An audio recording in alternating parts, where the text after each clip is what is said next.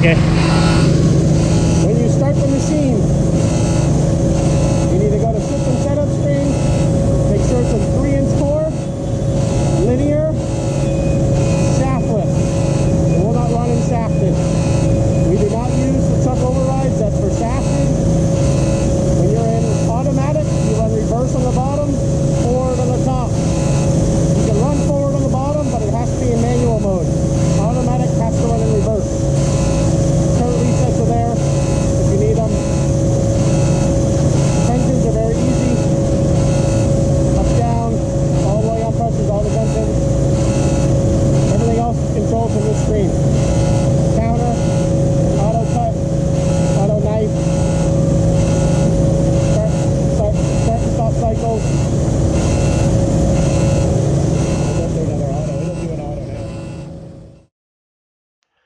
So to review the setup screen, you will pick the linear button on the top right, green.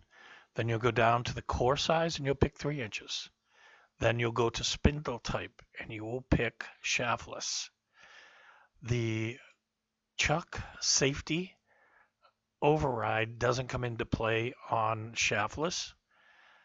And on the top, for the winder direction, you're always going to pick forward.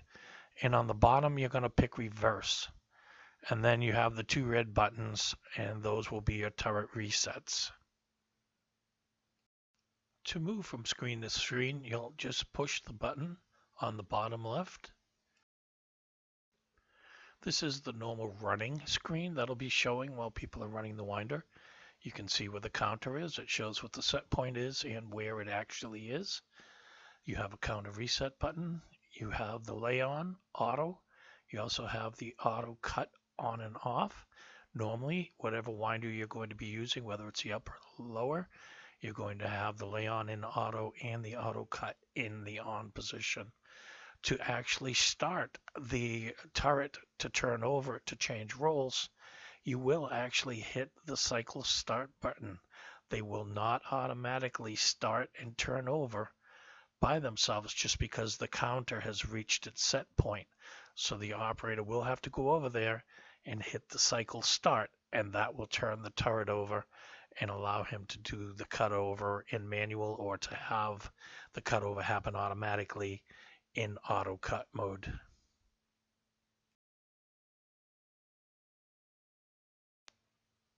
Bringing up this screen will allow you to adjust the tension on both the upper and the lower turret.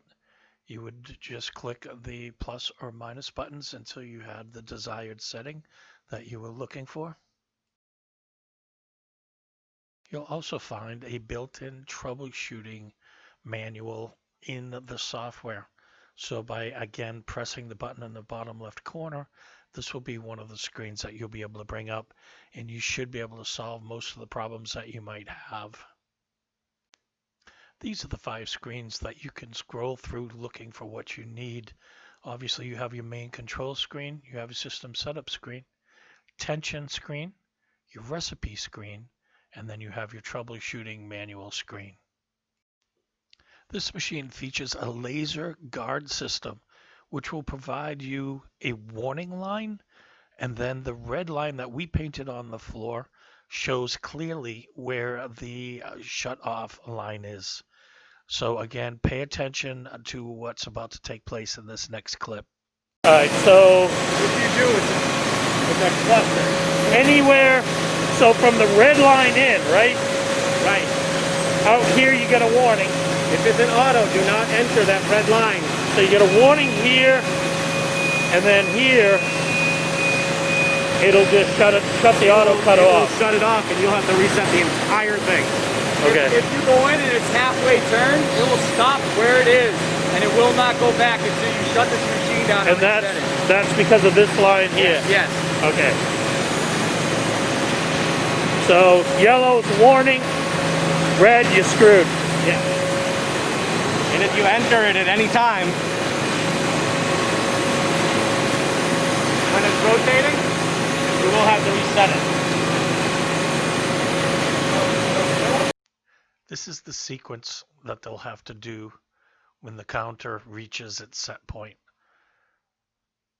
Again, it will not automatically start rotating the winder or the turret until somebody initiates that by pushing the start cycle